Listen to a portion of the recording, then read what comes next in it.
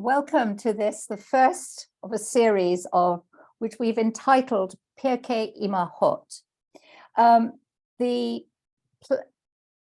sort of idea for this came when a class I was doing, which had a sort of vaguely feminist bent to it, and somebody actually said, "We always talk about Pirkei Avot. Why do we never talk about Pirkei Imahot?" Pirkei Avot, of course, the chapters of the fathers, is a very famous tractate of the Mishnah. I'll show you a little bit of it at the moment. And the reason we speak about them is because the rabbis were all men, and what they said was considered to be very wise, whereas the voices of women were not recorded, except for a few rare examples. There are some very interesting women that occur in rabbinic literature, and what they say is also very challenging. But I thought that if we're going to start looking at the voices of women and what women might presumably have said or possibly have said, we should go back to the beginning and really look at the biblical women as well as just launching into the rabbinic period. What I'm going to do is I'm going to share my screen for a very brief introduction, and then we'll have a look at the texts. So if I share my screen now, I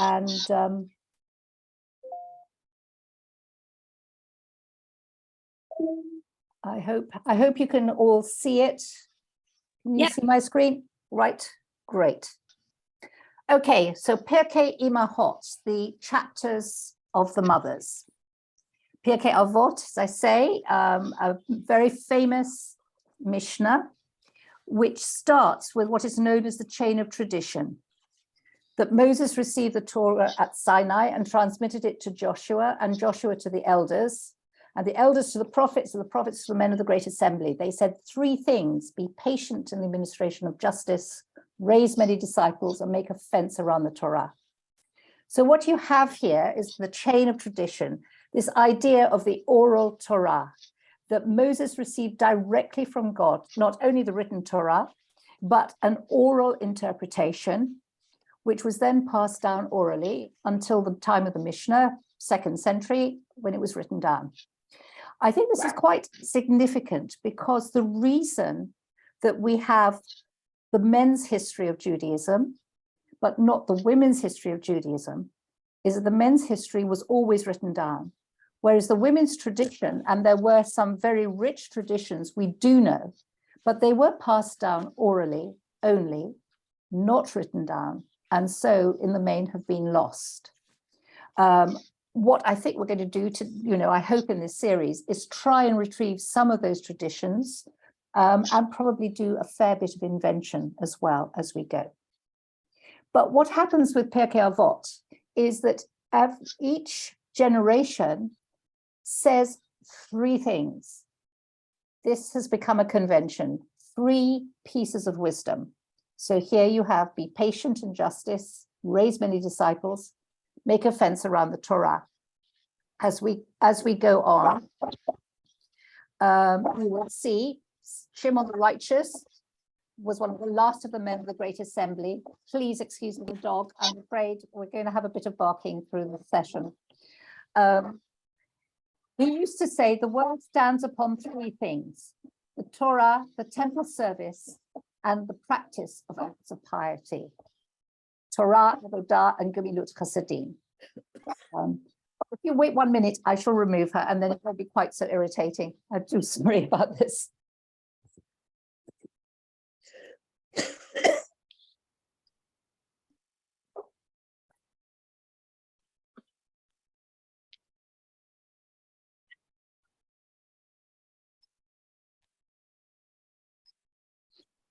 Okay, so there are the very famous Al Shlosha Devarim that we all hear about.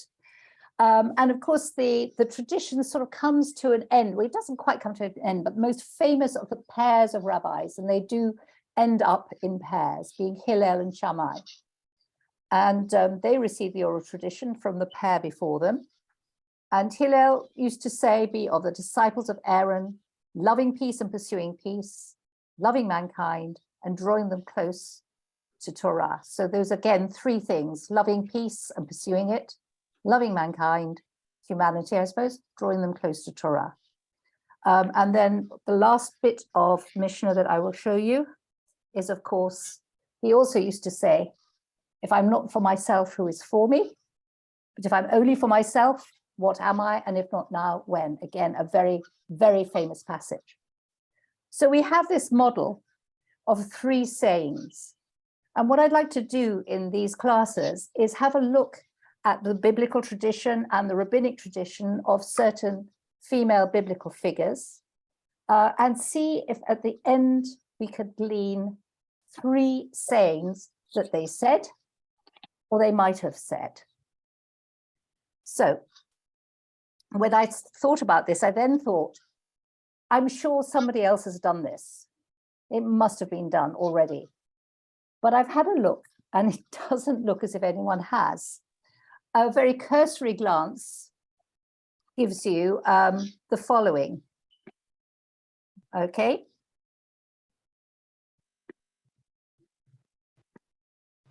Pirkei Imahot, the wisdom of mothers, the voices of women. Okay. But these are, if you look at what she says, is first and foremost a book about giving Jewish women a voice within the Jewish tradition. But it's basically an ethical roadmap written by and for contemporary women. It's not a historic one. And this Pirkei Imahot is a story of people's mothers and grandmothers. Again, contemporary reminiscences. And here again, a different edition of the same book. So it doesn't look like anybody's quite done what I would like to try and do, is to recreate something that is a sort of kind of a parallel to the male, the Avot. So the question is, who are our mothers? And starting with Eve, we're going through some of the biblical female figures, but then our question is, what did they say? So that's what I'd like to do today. So if we go to the beginning, we start with Eve, the mother of us all. And essentially, she used to say, and by the end of this session, what I would like to do, if it's at all possible, is fill in the blanks here of what it was that she may have said. Whether we can do that or not, who knows, but we'll have a go. So what I'd like you to do is please, I'd like this to be as interactive a session as possible. We will base it around text, but interrupt at any point with your own ideas. I don't want to hold the entire session myself. This is, a chance for you to bring in your thoughts on this. So if I stop the share and try and escape, and well, let's end the show and stop sharing for a minute. Have you all received the texts? If you haven't, if there's anyone here who hasn't, could they unmute themselves and say, no, I didn't get it? That's amazing. It's attached to the email with the Zoom link. Yes, right. Okay, so everyone's got it. Rosalind, you unmuted. Have you got the text? Yes, thanks. Okay, great. Fine, fantastic. Okay, so yes, if you do want at any point, I'm going to suggest you remain muted for now, but if ever you want to interrupt, just unmute yourself and interrupt. That would be great. So let's. May I interrupt? Yes, please do. Please do. Very, very quick question, because it's not the main point. But the very first slide you brought up, Sybil, of Moses received the Torah from Sinai and passed it on to Joshua, and that one. And you said written and oral tradition, and I just wondered, is the oral tradition part of what's written in Hebrew? What does it actually, because Because in the translation, it doesn't say anything about. No, it doesn't. That was So- that is the way it's understood when it says receive Torah and passed it on to Joshua, because we know the tradition is, of course, that everybody at Sinai received Torah. And the way the rabbis interpreted it means that everybody received the written Torah. But the means of understanding and interpreting it was passed down orally through the leaders, Okay. so this- that they could interpret it and tell the people what to do.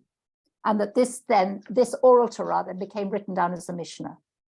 From a progressive perspective, we would say what happened was the Mishnah had by that time accumulated this vast body of law, and they attributed it to going back to Moses at Mount Sinai. But clearly it's very different from the actual written Torah that we have. Okay, Thank so you. we're going to start with a biblical text, but we will sort of move around and into different areas, because looking at the rabbinic traditions and the like.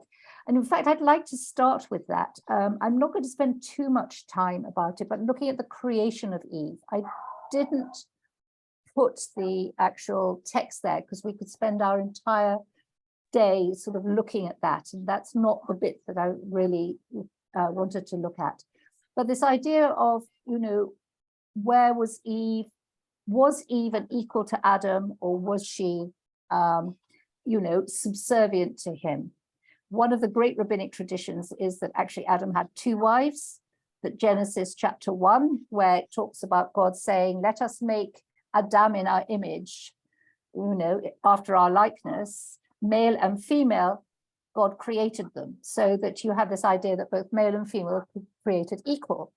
But of course, in the second chapter of Genesis, there's a different creation story where Adam is created first, and then he's lonely, and so Eve is then created out of his Seda or Tsela, which is interpreted variously as rib or as side. Well, rabbis, of course, trying to reconcile the two, again, modern sort of biblical interpretation or commentary would say these are different sources, different traditions that were sort of put together by the editors of the Torah. But from a rabbinic perspective, if God told all of this on, from Sinai, there can be no contradiction. So how can male and female be created equally and then female created after? The answer is that Adam had two wives. The first one being Lilith was considered, was created as his equal. And as a result, she refused to sleep with him, or according to some versions, it wasn't that she refused to sleep with him, but she did not want him on top, basically. So she sprouted wings and flew away and went down to a cave by the Dead Sea. And it took 3 angels were sent by God to bring her back to Adam, and she refused, at which point she was cursed by God and was condemned to give birth to 100 demons every day and kill 100 every day. So she did not want to kill her own children, the demons, so she went around the world killing newborn babies. And that's why in many traditions, there are amulets, which you can get to this day, which have the names of the 3 angels on them, which you put by the beds of your newborn babies to keep Lilith away. Because that first night, of course, or in fact, the first few nights, culminating, if it's a boy, on the 7th night before the circumcision on the 8th, was considered to be the most, optimum time for Lilith to come and steal your baby. And it was only after Lilith then, who had become this demon, giving birth to demons and killing children, that Adam said he was lonely. And then it was that God decided to create a wife that was from himself, the actual same person, so that she would want to be merged with him and unite with him, rather than an equal and independent. The word Tsela, which is often translated as rib, can mean side, and many of the rabbinic traditions talk about, that actually the first Adam was hermaphrodite, And it was only with the splitting of the two sides that you actually got male and female. That's one interpretation. But the one you have on the text, the first one, I think gives you a pretty good idea of what the general rabbinic interpretation was of women. Of course, the idea of her being from Adam's side is often interpreted as being subservient to him, obeying him, you know, she was created second, so she's second best in a sense. But I don't know if somebody who wants to volunteer to read the actual text of the first one, the Bereshit Rabbah. You have a volunteer at all? Okay, I'll do it then. Do you want the first text on the PDF is Genesis 3? Right. Okay. And then Sorry, Bereshit Rabbah is on page 3. Yes. He considered well from which part to create her. That's the one. Yes. Christy, do you want to read it then? Yes. So Bereshit Rabbah 18:2. God considered well from what part to create her. Said he, I will not create her from his head, lest she be swell-headed, nor from his eye, lest she be a coquette, nor from his ear, lest she be an eavesdropper, nor from the mouth, lest she be a gossip, nor from the heart, lest she be prone to jealousy, nor from the hand, lest she be light-fingered, nor from the foot, lest she be a gadabout, but from the modest part of man. For even when he stands naked, that part is covered, i.e. with flesh. Okay, we'll just stop there a minute, okay?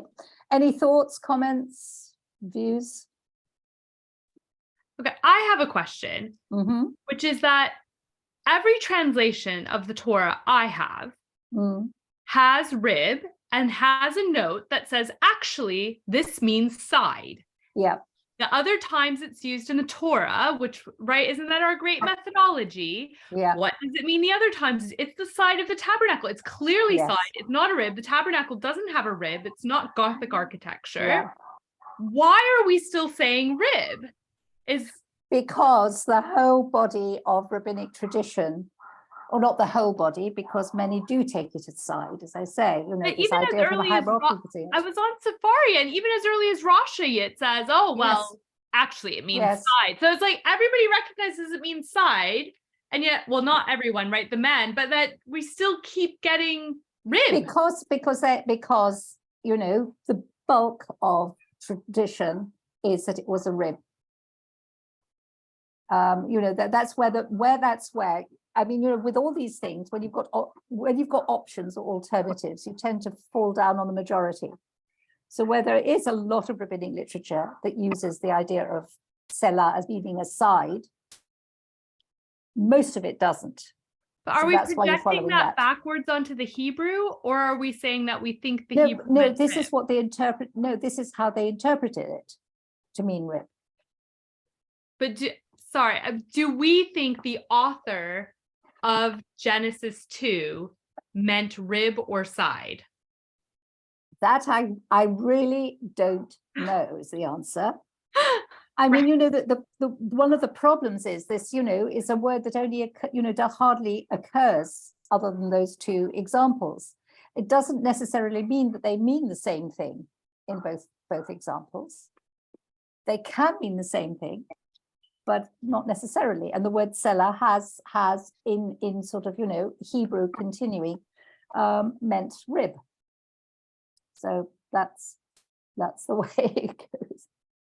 Any other comments, thoughts, questions? I just think I put my hand up, but I think it's the most negative way of looking at body I've ever seen. I could get mouth and ear, but honestly, hands being light-fingered rather than being creative, or heart being jealous rather than being, I don't know what we think of the heart, the source of life, you know. I just thought, oh my goodness. So, and it's also so misogynist, the ideas about women. Feet being a gadabout rather than being active, you know. Anyway, that's my no, well, exactly, that's exactly was the rabbinic interpretation was pretty low, and it gets worse if we carry on. Christy, do you want to carry on? Oh, sorry, Emma, carry on. Just as well as what Julia said, I feel like all of the other things, all of the other body parts do something. And I feel obviously ribs do something, or we wouldn't have ribs, but it's such a passive part of the body. Like it doesn't have a verb attached to it. So it's like, we'll have a woman as long as she's just like, you know, a lump of bone. I think that's absolutely right. It's interesting. I mean, they emphasize this, that it's the modest part. What always strikes me is, you know, it says, you know, it's because even when he stands naked, this part is covered.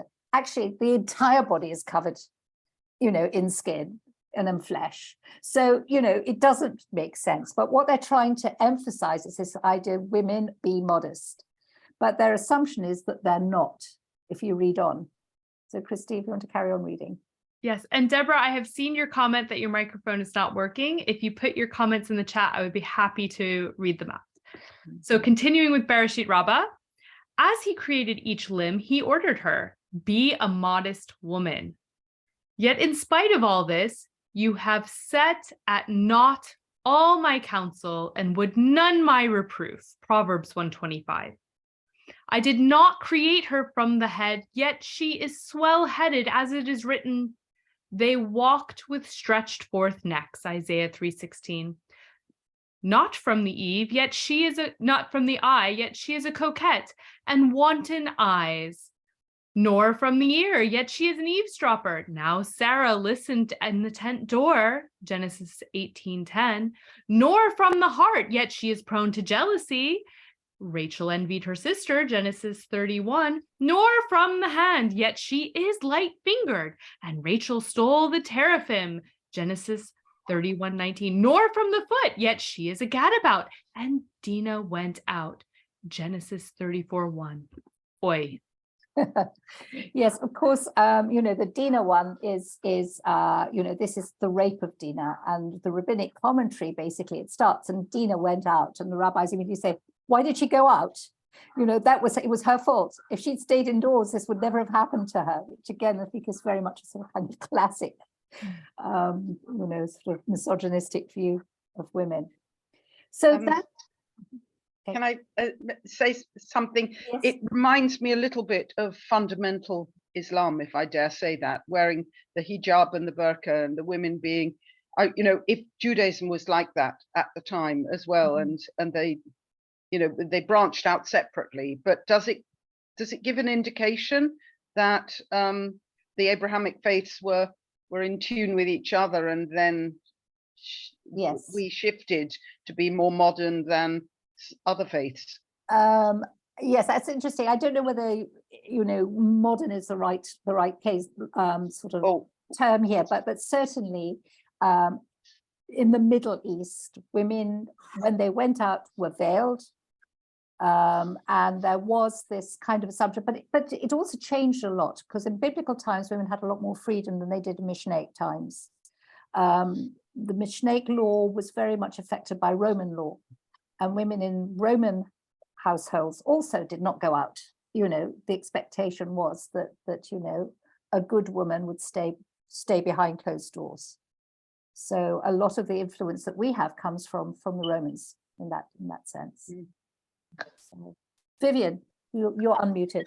The only additional point from what's already been said, that struck me reading that, was that basically God seemed a little bit impotent to get what she wants done. You know, the intention was to prevent these things happening, and yet they happened. So what does that tell us about the relationship between the divine and the human?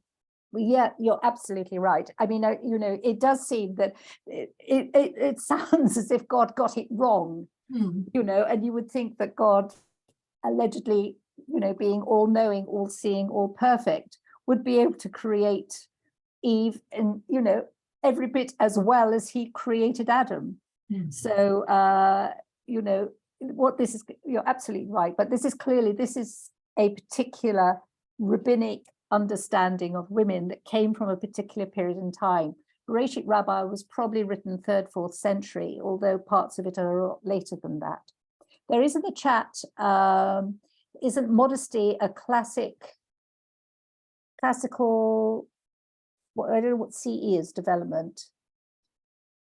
Sorry, I've just been reading Carol Meyer's stuff Yes, about yes, like women in exactly. ancient Israel and how this is really Absolutely. like a post-turn of the Common Era Yes, development. yes. Women in ancient Israel did too much work to just Yeah. sit around all the time veiled. Well, this is very common in all societies. Pioneer societies, men and women are fairly equal because both are Yes. needed in the labor, the pool of labor. But once society becomes more wealthy, once it becomes more urban and more leisured, the women become decorative.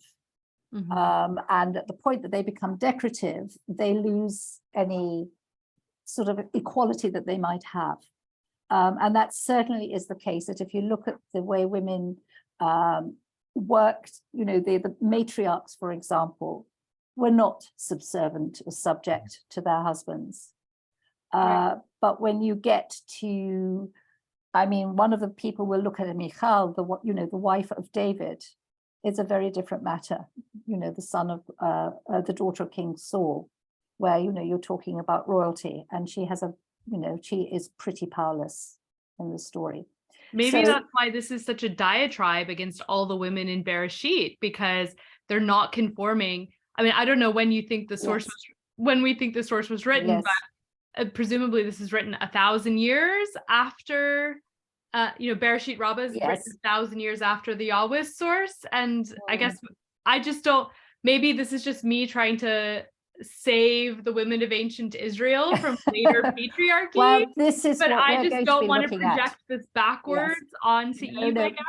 But this is exactly what we're going to be looking at. I mean, the last series, which I don't think you were able to join when we looked at the 7 prophetesses, we exactly did that. We looked at them in the text and the rabbinic interpretations of them, and how, systematically all the good points they have in the Torah become bad points in rabbinic literature. And we have to ask ourselves why. But let's move on, because I'd like now to look at the actual story in Genesis chapter 3. I'm assuming you all know it. I'd like you to yourselves probably to read it through. If you can do that very, very quickly.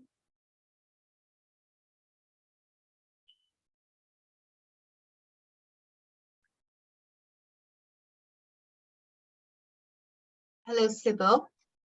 Hello. Nice to see you. I Hello. don't have the text.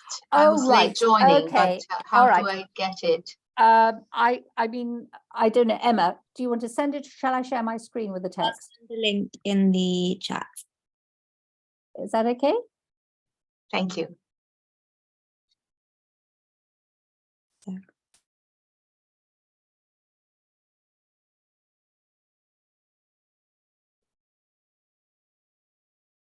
And let me know if it doesn't work, but it should work. Right.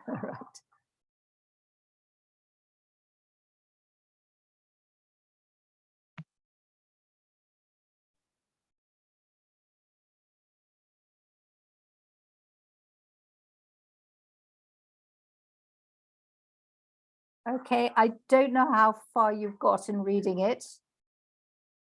But I'm going to ask you to stop. Because what I want to do now is remove Adam from the story. And what I will read to you is a version that you will get of this if Adam is out of the picture. Now, the serpent was the shrewdest of all the wild beasts that God made. It said to the woman, "Did God really say, 'You shall not eat of any tree of the garden'?" The woman replied to the serpent, "We may eat of the fruit of the other trees of the garden. It is only about the fruit of the tree in the middle of the garden that God said, 'You shall not eat of it or touch it, lest you die.' And the serpent said to the woman, 'You are not going to die, but God knows that as soon as you eat of it, your eyes will be opened and you will be like divine beings who know good and bad.' When the woman saw the tree was good for eating and a delight to the eyes, and that the tree was desirable as a source of wisdom, she took of its fruit and ate. God said to the woman, "What is this that you have done?" The woman replied, "The serpent duped me, and I ate." Then God said to the serpent, "Because you did this, more cursed shall you be than all the cattle and all the wild beasts. On your belly shall you crawl, and dirt shall you eat all the days of your life. I will put enmity between you and the woman, and between your offspring and hers, and they shall strike at your head, and you shall strike at their heel." And to the woman, God said, "I will greatly expand your hard labor and your pregnancies. In hardship shall you bear children. Yet your urge shall be for your husband, and he shall rule over you." Okay. Any thoughts or comments with the story without Adam? Mark? You don't really miss him, do you? No. It's actually a complete story. Yeah. Without, it. And is there anything that is missing in this?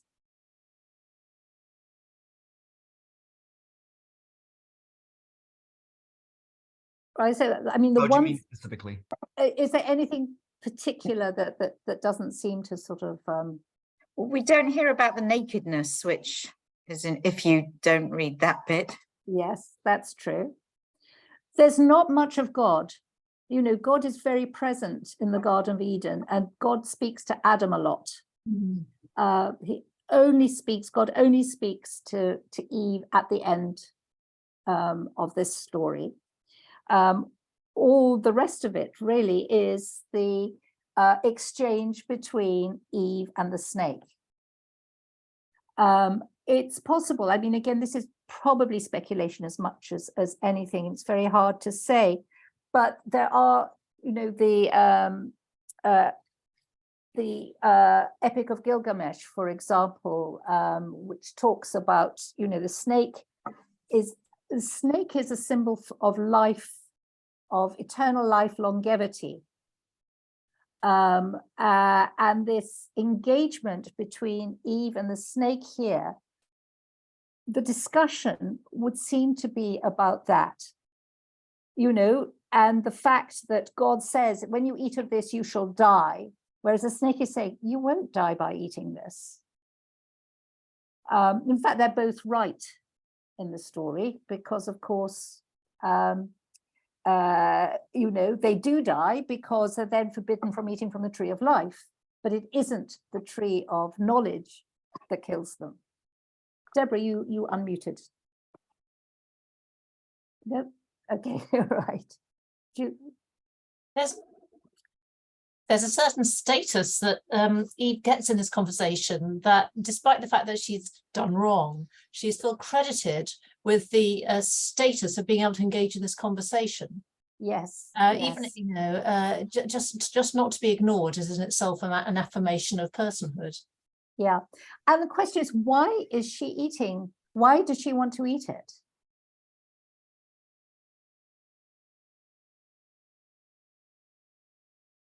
It's attractive. Well, is it that it's attractive, or is it that, what is it the serpent says about it? Your eyes will be opened. You'll be like divine beings, knowing good and evil.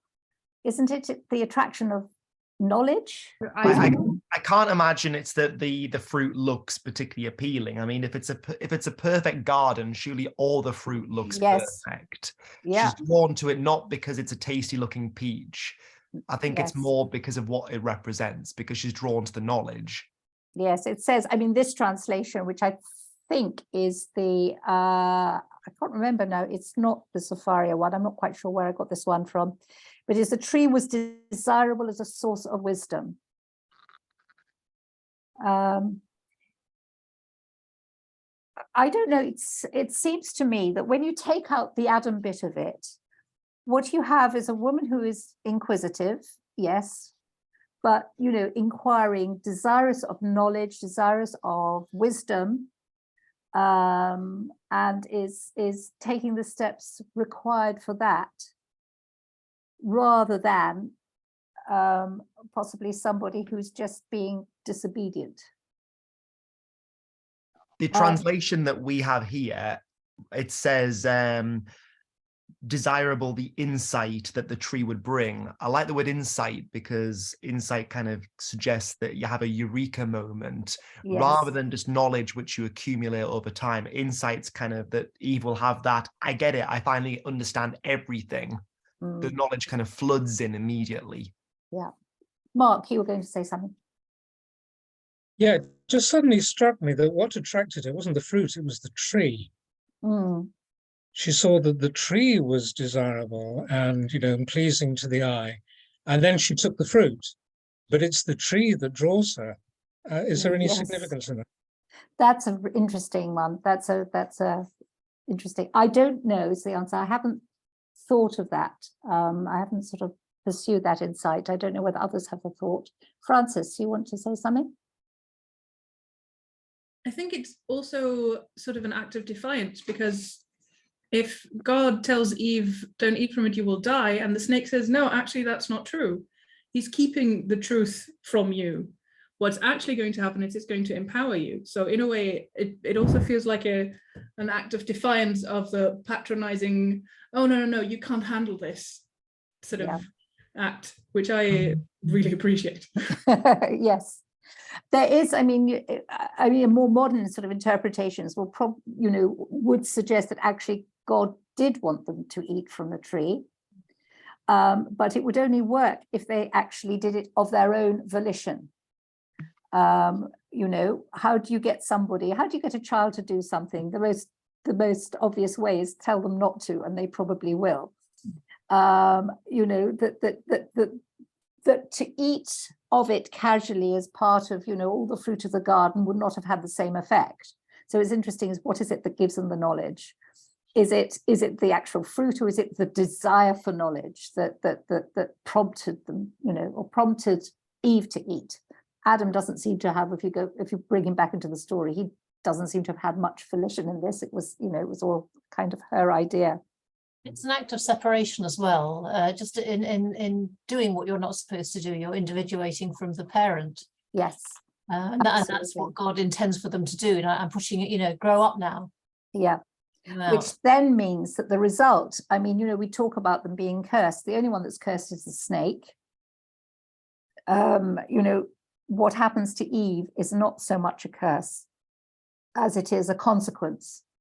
As we all know, actions have consequences, which again, I think is the sort of separation between an adult and a child. And that, the child automatically does what, they're told. And then, there's the day when a child suddenly discovers that actually they don't have to. And that sort of kind of first act of disobedience will get punished in some way, touch a flame, your parents say, don't touch it. And you decide to, and you get hurt. So it's consequential rather than a curse, and this is clearly what happens in Eve's case. Or certainly that is a tradition, and that is a tradition within Judaism, is this idea that that what happens to Eve, childbearing, it is not childbirth.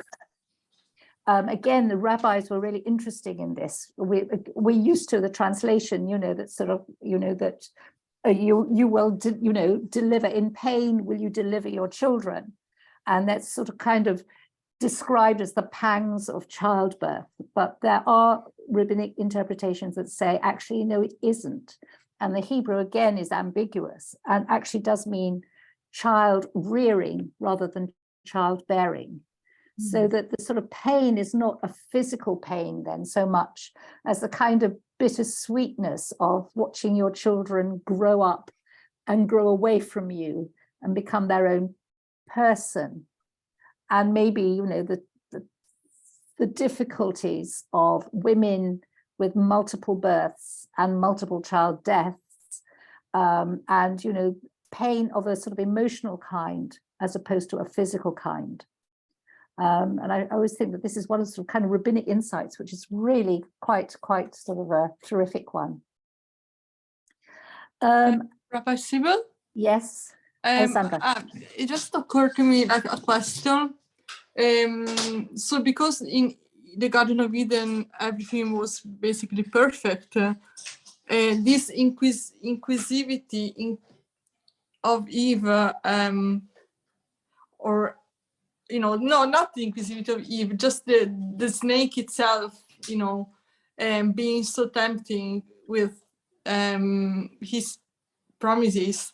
Yeah. Like, why is it there then if in Eden everything would have been perfect?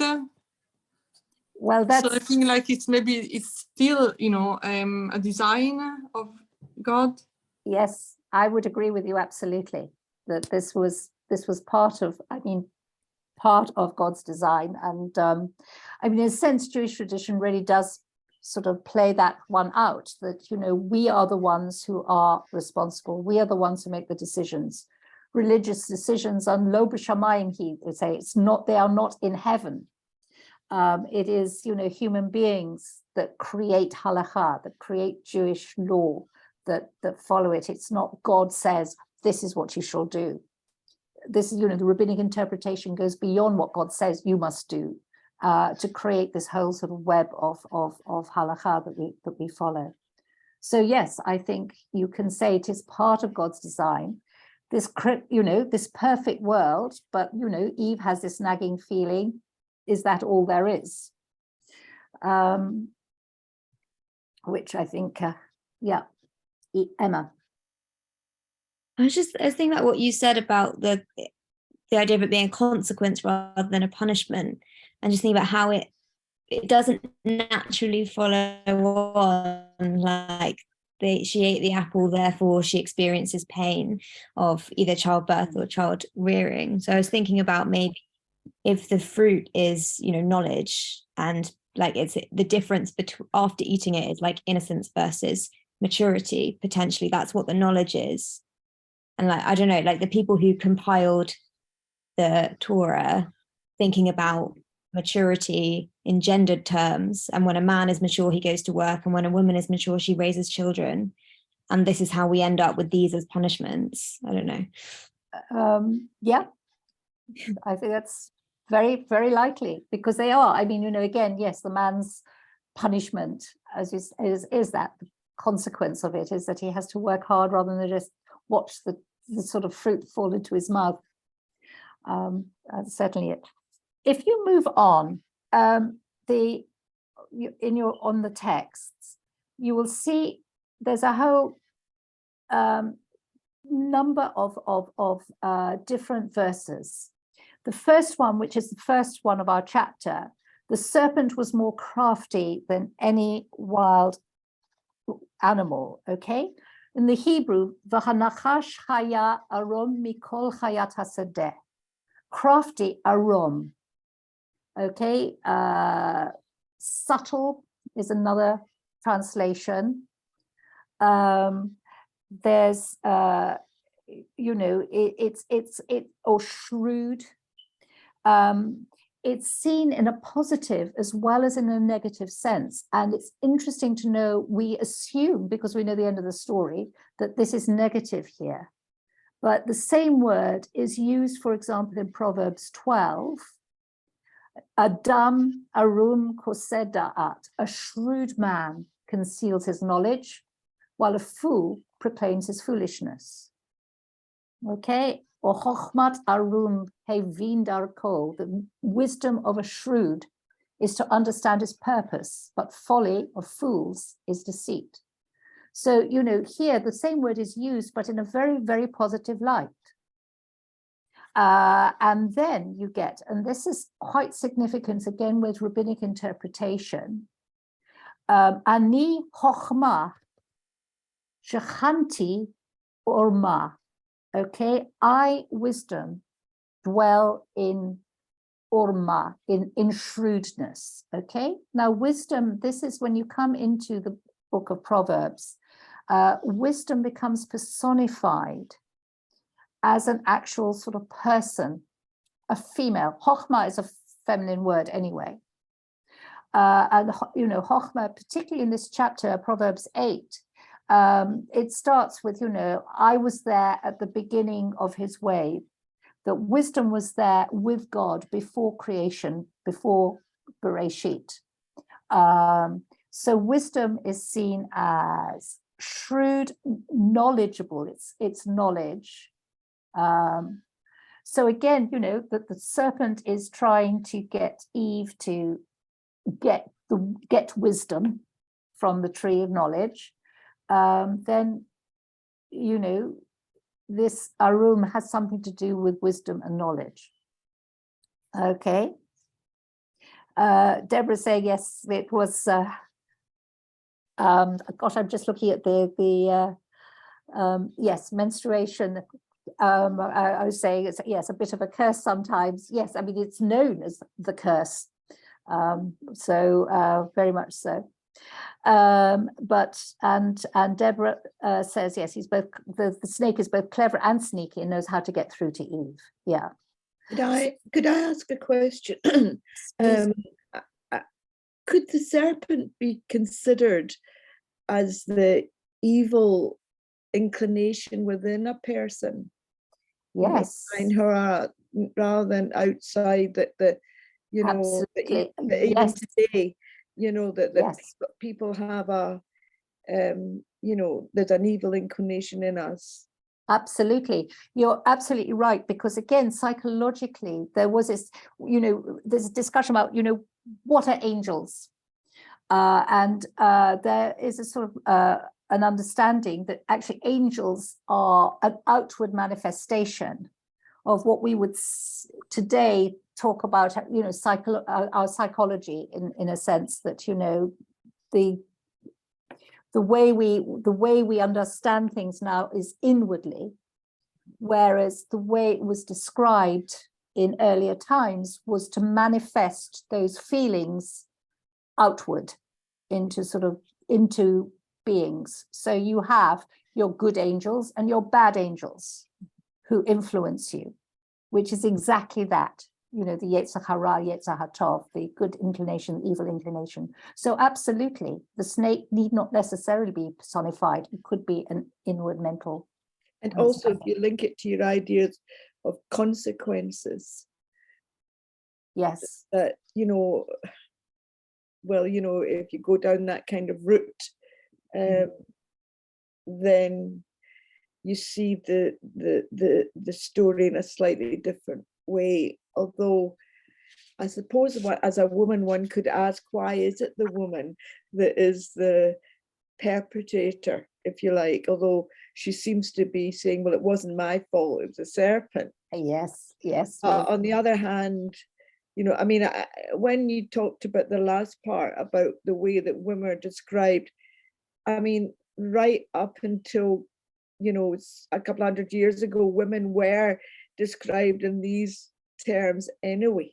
Yes. And they were also deemed to be the cause of everything, like infertility, for example. So I don't think, you know, we're looking at it from the 21st century, but, you know. Yes. Yeah, absolutely. Christy or Alex? Yeah, just a quick question.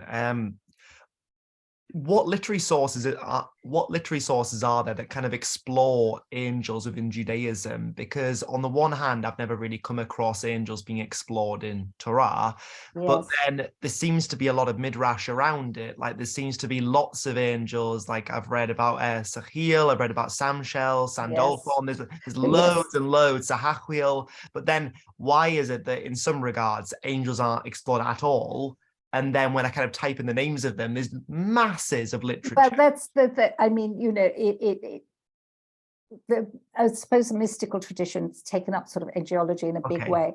But there are angels. There are a lot of angels actually in the Bible. Yeah. But they have a different role and function.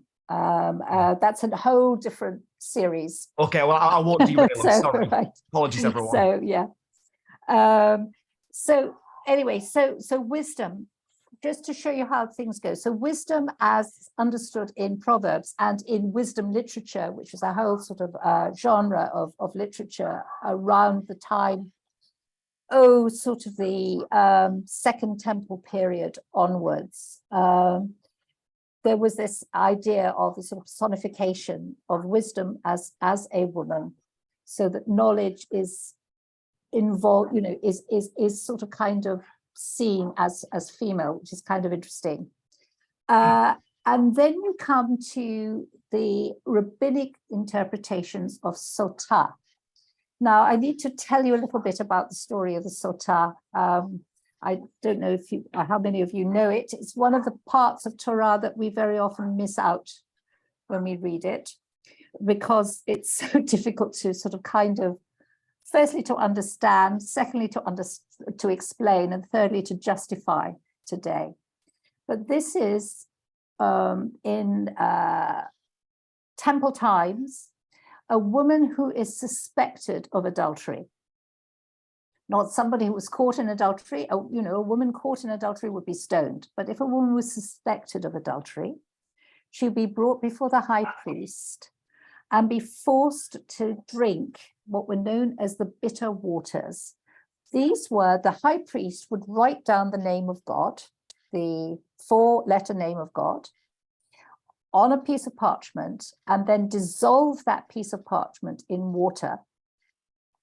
And so she would be technically drinking the name of God. If she were innocent, she would then fall pregnant and live happily ever after. If she were guilty, she would die. Okay, so that's what the Torah tells us. We can kind of explain it today, probably, in that, you know, what they are trying to do is, if there were a doubt, the relations between husband and wife would always be difficult. And the idea of this kind of magic was not so much to get it to happen, but to try and set the husband's mind at rest that she was innocent. How do you prove innocent? How do you overcome jealousy, essentially? So it might have been a very neat sort of kind of trick in that sense, rather than understood literally. But when the Mishnah gets hold of it, they make it the most horrendous ordeal, really trying to make it so awful that the woman will confess, so that the emphasis changes from allaying the doubts of the husband to essentially getting the wife to confess to her adultery. And it is the most appalling and in some ways really pornographic sort of passages that you get in the Talmud on this point. But during all this, I was just looking at the trick is, you know, if she committed adultery, she could well fall pregnant. So the pregnancy would itself be proof of innocence and thus save the peace of the family. Yeah, the whole thing would be to try and reconcile the family. That probably was the whole idea behind it.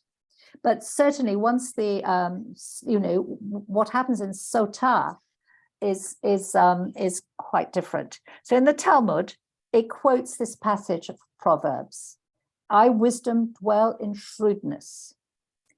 And then it says, once wisdom enters a person, this translation, which is the Safari one, says cunning enters in. It's the same word, arum. So whether it's I, wisdom, dwell in cunning, shrewdness, what they're doing is putting a very negative thing, is it? You know, once wisdom enters a person, it's not a person, it's once wisdom enters a woman. Okay. Essentially, because wisdom in men is lauded, you know, is not that the idea to become wise. But wisdom associated with women, when it comes to certain, not all Talmudic passages, but certainly this one, is, you know, is something slightly different.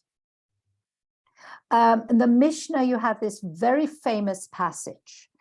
which says, Rabbi Eliezer says, oh dear, I've lost, where are we? Rabbi Eliezer says, anyone who teaches his daughter Torah teaches her tiflut. Tiflut, okay? So I did not translate this because this is one of these words which has different meanings, okay? Tiflut can mean levity, vanity, frivolity.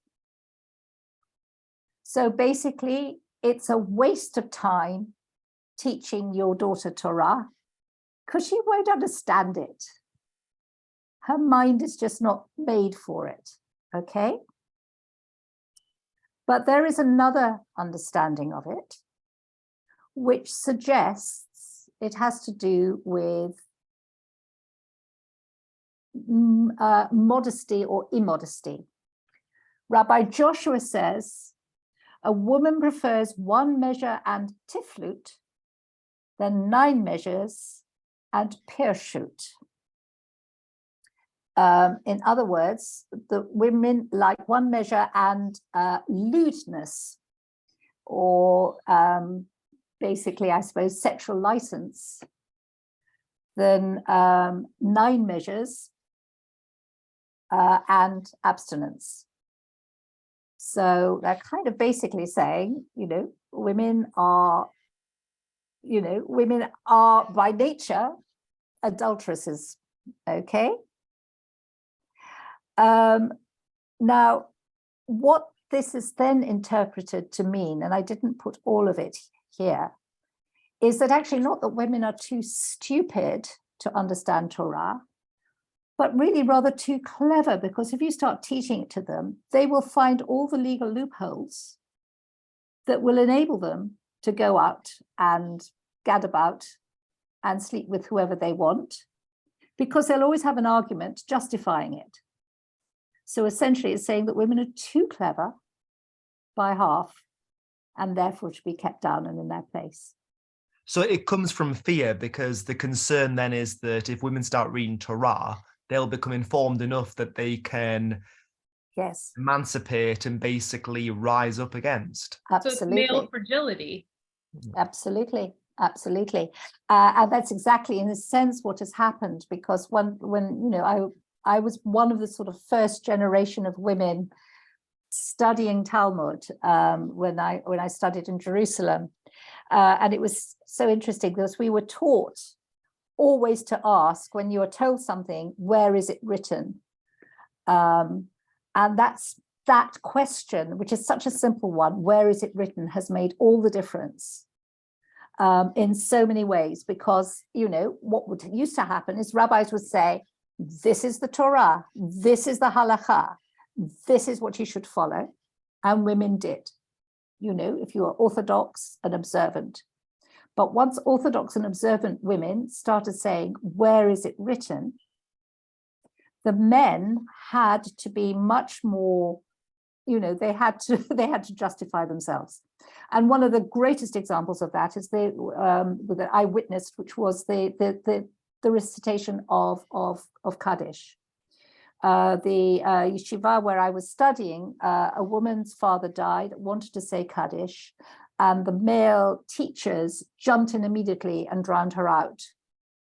And they said, women don't say Kaddish. So she said, where is it written? They went away, and a week later they came back, and we had a study day on the Kaddish, and they said, it's not written.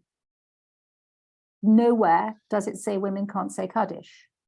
It's just one of those assumptions that has been made. And so they let her say Kaddish. And this, of course, has been replicated in many, many places. And now it is quite acceptable within modern Orthodox circles for a woman to say Kaddish. So, yes, it's knowledge. Knowledge is a dangerous thing. And that certainly seems to be the case of it. But this word arom, then, cleverness, when it comes to the end of sotah, is seen to have a sexual connotation to it. So, the snake was crafty, How was he crafty? Think about it. Think about it. We'll come back to it, okay? A similar word is in Genesis 3:7, where it says the eyes of the two, once they eaten the fruit, the eyes of the two of them were opened and they knew they were naked. In Hebrew, v'tiftachena einei shnehem, v'yadu ki arumim hem. Arumim hem. Okay, so Aaron is crafty, Aaron is naked. Sorry, Rabbi, isn't it also used in 225? So just before this? Yes, yes. So the same word. So throughout the piece, the sort of biblical narrator is playing on this pun of cunning versus naked. Yeah, absolutely. Absolutely. And that also then comes in to the Bereshit Rabbah,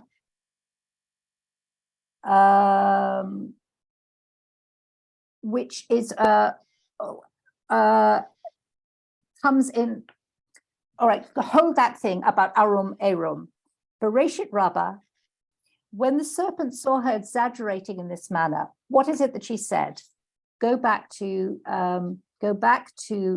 the right at the beginning. The snake says, did God really say you are not to eat from the tree in the garden, any tree in the garden? He does sort of set it open, does say, is there any tree you can't eat from? The woman says, we may eat from the fruit of the trees in the garden, but the fruit of the tree in the middle of the garden, God said, you shall neither eat from it nor touch it, or you will die. Now we know that God did not say, or touch it. God said, do not eat from it. So who was exaggerating? Was it Adam, who then told Eve, don't touch that tree or you'll die? Or was it Eve herself who kind of sort of exaggerated? But of course it was her downfall, because according to Bereshit Rabbah, what happens is that when the serpent saw her exaggerating in this manner, he grabbed her and pushed her against the tree. So you have died, he asked her. Just as you were not stricken when you touched it, so you will not die when you eat from it. So you've got this idea that, basically this is how he got through to Eve by saying, I just proved it. Rabbi, yeah. Sorry, can I double check? Was it Eve that said, don't even touch it? Yes. Surely that's not an exaggeration, because we're always saying that you're meant to put a fence around Torah. Yes. The interpretation being that you go one step further in order to protect something that is sacred. So isn't Eve just doing that she's going, look, it's not a case of just don't eat it, don't even touch it, that way you avoid the temptation. So that's not an exaggeration, it's more kind of a safeguarding. Yes, you're absolutely right. And what is so interesting is the rabbis, though, say this proves that you should never, go beyond the letter of the law. And yet it's what they do all the time. So, yes, you use the argument you need at the time. But and one thing I couldn't find, though, which I was really very sorry that I didn't find, there is a midrash which basically says that actually the snake makes love to Eve. He pushes her up against the tree and they have sex, which again, her eyes were opened. You can, it puts on a whole different level of sort of kind of interpretation as to what's kind of going on there. Is that playing on the whole pun of knowledge and to know? And is that to try and explain away the absolutely amazing line that is Genesis 4:1? Both I and Adonai have made a man, which is like the best thing. Absolutely, yes. Yeah, which is where we're moving to, of course, which is this extraordinary thing. Yes, Genesis 4:1. Ha'adam yada et chava. So the man knew Eve, his wife Ishto, v'taha v'teled et Cain, and she conceived and she gave birth to Cain. V'tomer kaniti ish et Adonai. Now, this is a really, again, it's one of those sort of very ambiguous sentences in Hebrew. Kaniti usually means acquired. This is how in marriage, it used to be that a man would acquire his wife. And it could mean to buy, essentially. But you get, okay? But she gets a man, et Adonai. Now, the et here is usually a direct object. It has no translation. In Hebrew, it indicates the object. So I acquired a man, God. What does that kind of mean? You know, think about that. Okay. I'm just going to throw this out there. I'm only an intermediate Hebrew. Could it mean she acquired a man with Adonai? That's the other interpretation, because eight, as opposed to et, eight with a sere means with. But when it's in construct, which you probably haven't done yet, which is where you link the two words together with a hyphen, the vowel drops to an et. So that is the way it's usually translated, is I acquired a man with God. The traditional translation, of course, is with the help of God. Okay. But it's a kind of puts an interesting kind of relationship between the woman and God, and kind of bypasses Adam in a kind of strange way. This is something that the Christian teachers take as a foreshadowing of the conception of Jesus. Just to throw things sideways. Yes, I don't know, because of course this is Cain she's just given birth to, so I'm not entirely sure what they do with it. I haven't seen. I mean, most of the translations will say, "I have acquired a man with the help of God." That's the way it's usually translated, interpreted. So I have the Women's Torah commentary, which I so highly recommend, even though it's basically Stern's translation with some changes, but it says, both I and Adonai have made a man. Yeah. But that loses the entire possibility of with. This, when I read this in English, I'm like, whoa, she's basically like, I am not only Chava, does that make me equal with Adonai? Because we're both creating a man. He created Adam, I'm creating Cain. Like, I'm definitely not subservient. Absolutely. I read that 3:16:17 poetic part incorrectly. But then when you look at the Hebrew, I'm not sure that's a good translation, because it seems like either, as you say, like with Adonai, with the help of Adonai, that I wonder if the translation I have is actually an interpretation and not very true to the Hebrew. Well, it is an interpretation, but it is every bit as valid, I would say, as the one that says with the help of God, because it literally is with God. This is what Carol Myers says about it.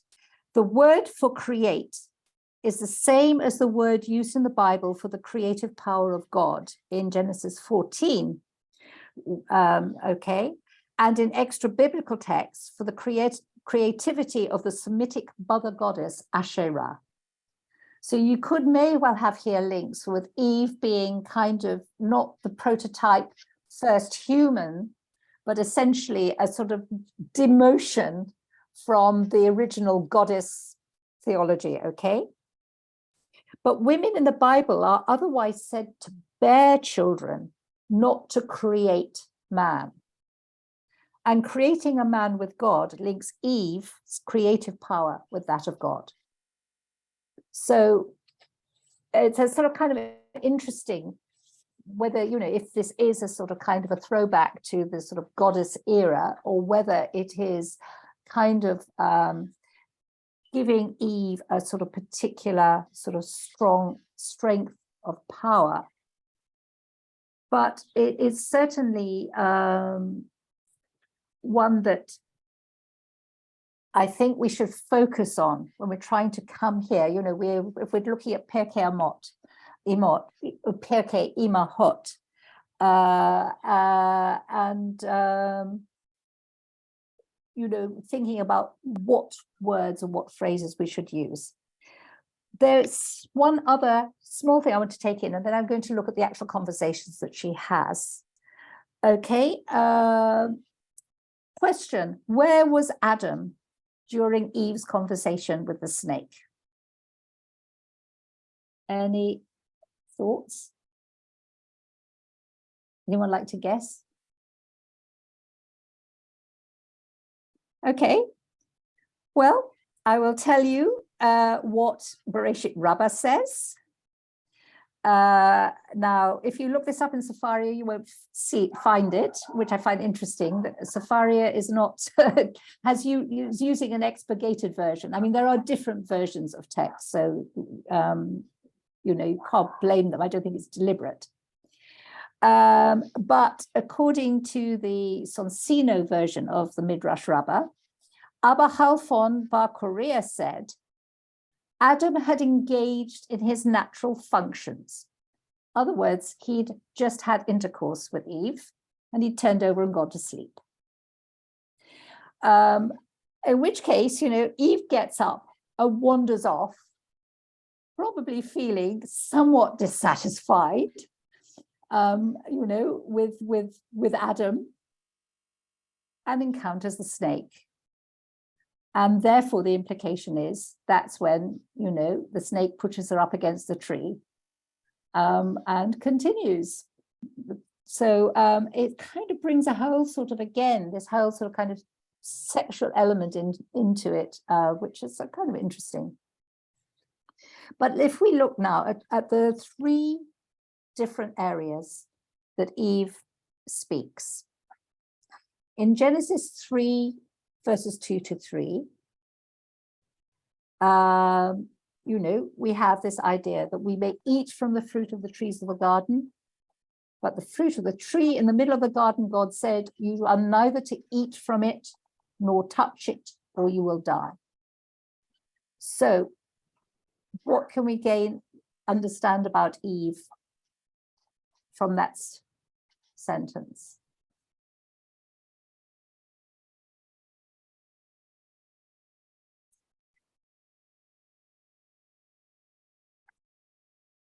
This is where she's sort of kind of exaggerating God's words.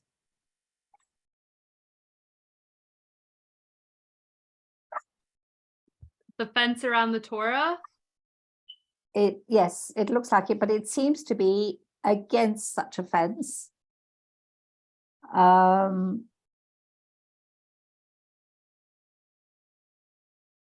It certainly shows the dangers of such a fence, because had she not, you know, had she not then touched it, found that she didn't die, she may not have eaten of the fruit.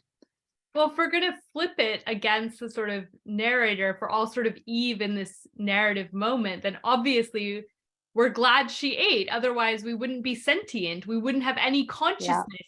The Torah as a tree of life would have no meaning because we wouldn't have the consciousness to understand Torah. Yes. So if we can have Torah, and if this is our purpose as Jews, we can only do that because of Eve's decision. Yes, absolutely. Yep. Think about that. That's certainly true. Okay, the second phrase is in Genesis 3:13. The serpent tricked me, so I ate. Okay. But did the serpent trick her?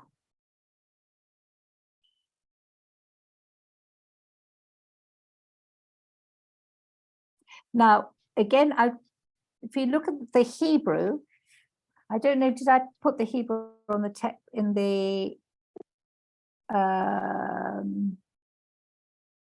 don't think I did I? No.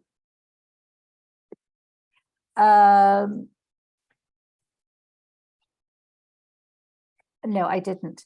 The Hebrew is Vatomer. She said, Haisha, the woman said, Hanachash, the snake, Hishiani, the ochel. Okay. Now there is a kind of onomatopoeia between Hanachash, Hishiani.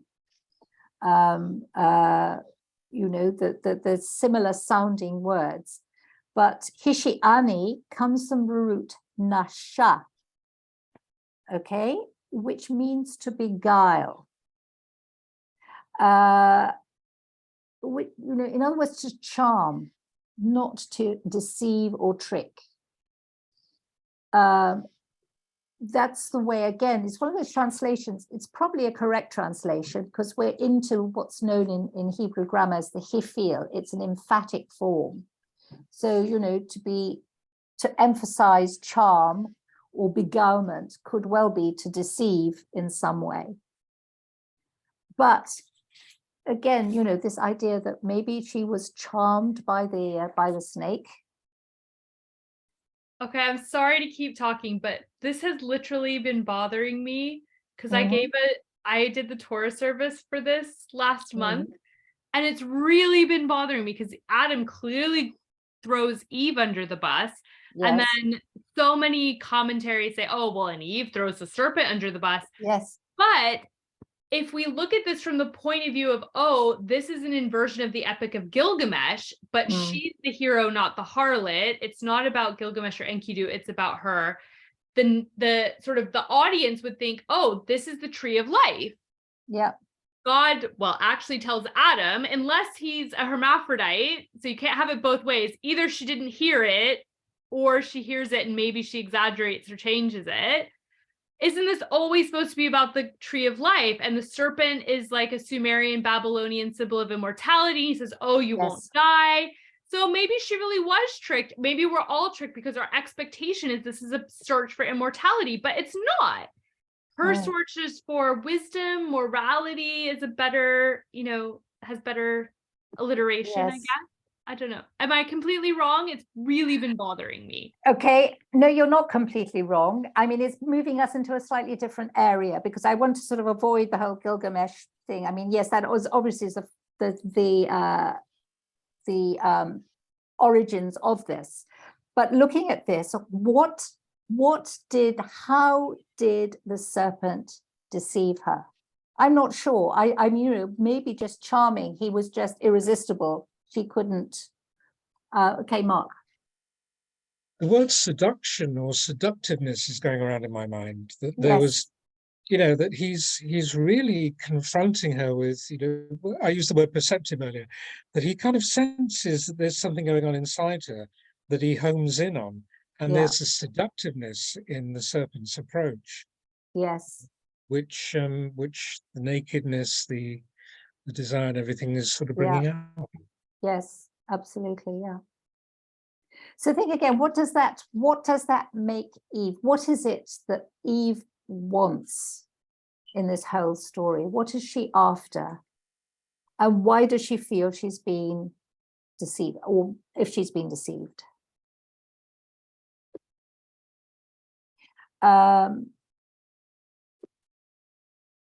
Bereshit Rabbah again has a different, again, suggests different words for this, suggests incite or incriminate. In other words, I mean, I suppose in all of them, they're saying it was the serpent's fault, the snake's fault. But a question I come back to all the time is, what is it that she was after, and did she get it? What was she looking for? Okay. And the third, she wanted to be wise. Well, yes, I mean, you know, wisdom, knowledge would seem to be it.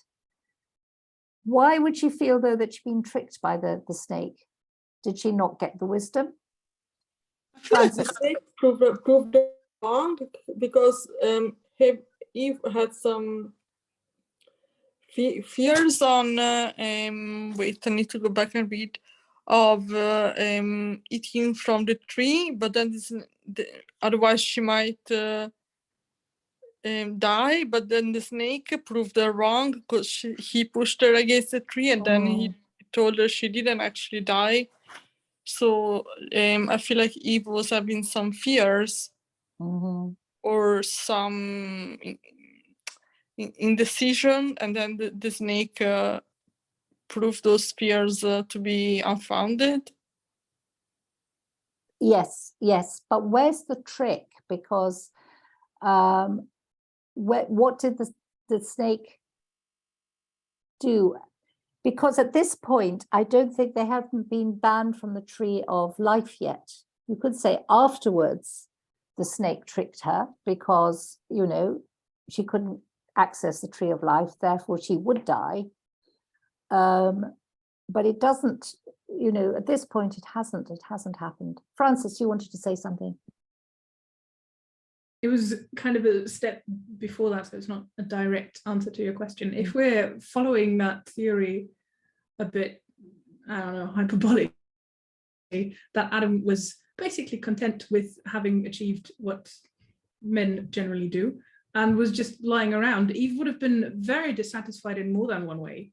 Because if Adam is basically getting all he wants and all he needs, Eve clearly is not, because otherwise, why would she go and eat from a tree that she has been told will kill her?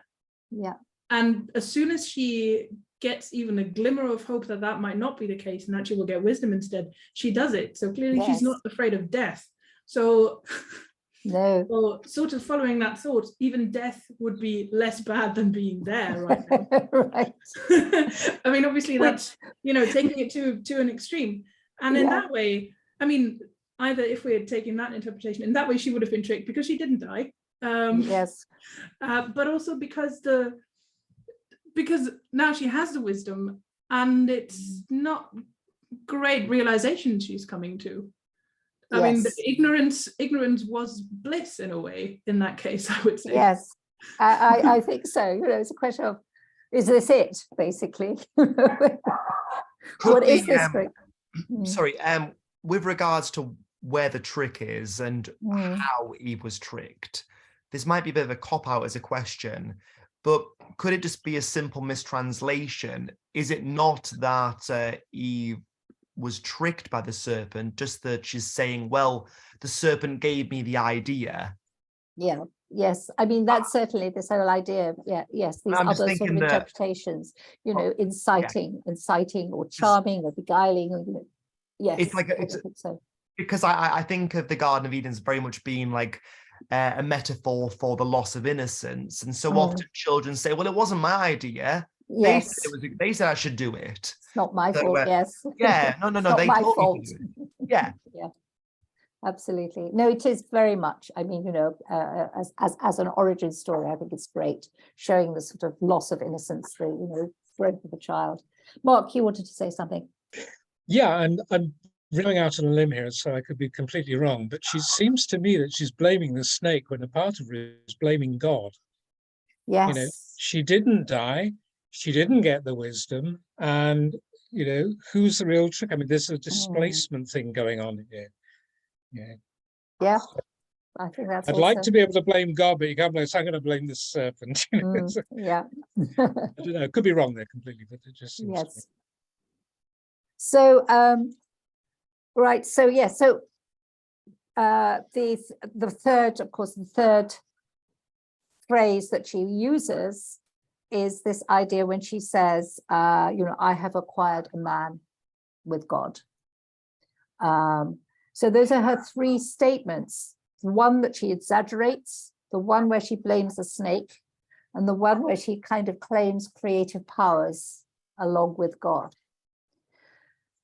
What can we make of those three statements? And can we sort of create, I'd like to know from you, how from what we've looked at today, how would you describe Eve as a character?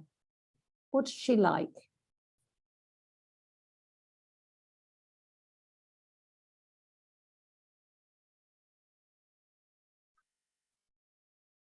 No one prepared to venture?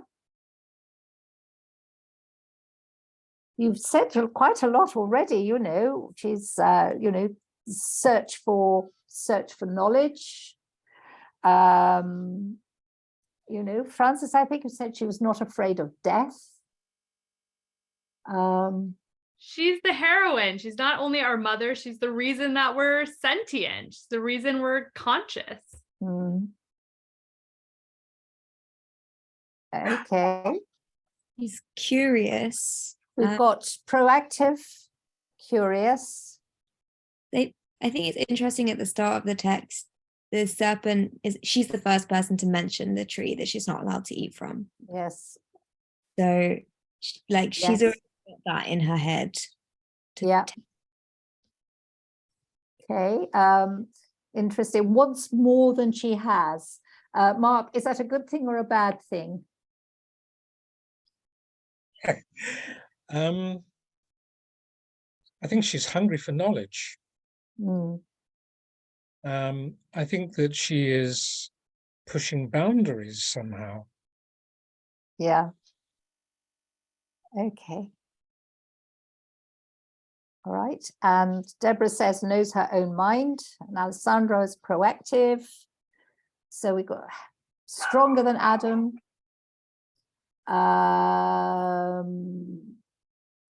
A heroine, proactive, knows her own mind, wants more than she has. Yes, curious we had, you know, hungry for knowledge, pushing boundaries. What do you think her advice would be for her daughters down the generations? We're looking for 3 phrases if we're going to create a Pirkei Imahot. What would her advice be?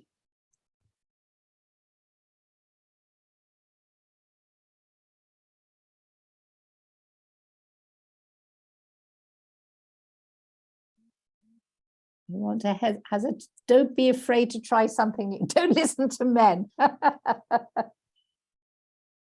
Right. Don't listen to men.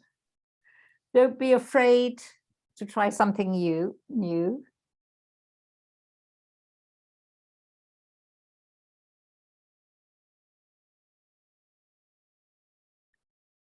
Find out for yourself. Yes. Find out for yourself. Strive for more and be curious.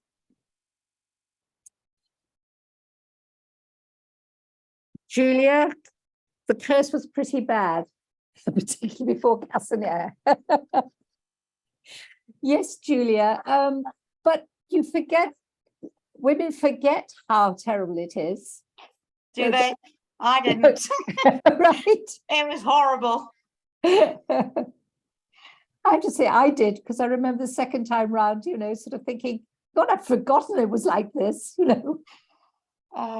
No, I'm all for knowledge, but yeah, anyway. Well, the consequences, yes, that was the last question I was going to ask people.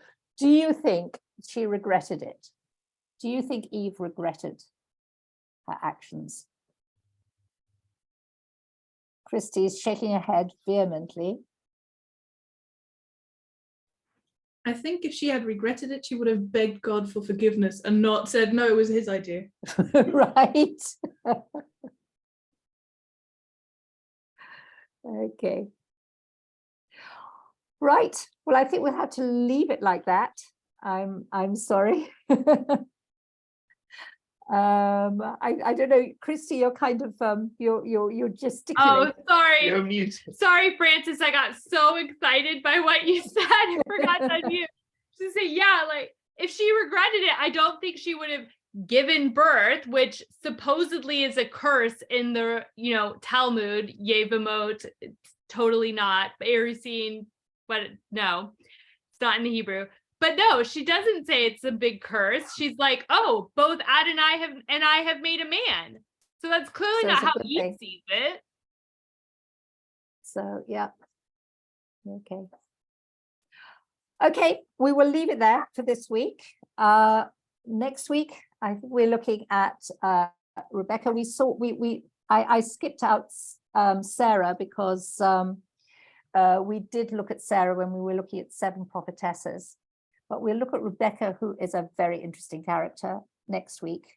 see what the text says, see what the rabbinic interpretations are, and see what we can come up with. So look forward to seeing you 7 o'clock next week. Thank you. Thanks very much. Thank you. Bye. Thank you so much. See everyone next week. Bye.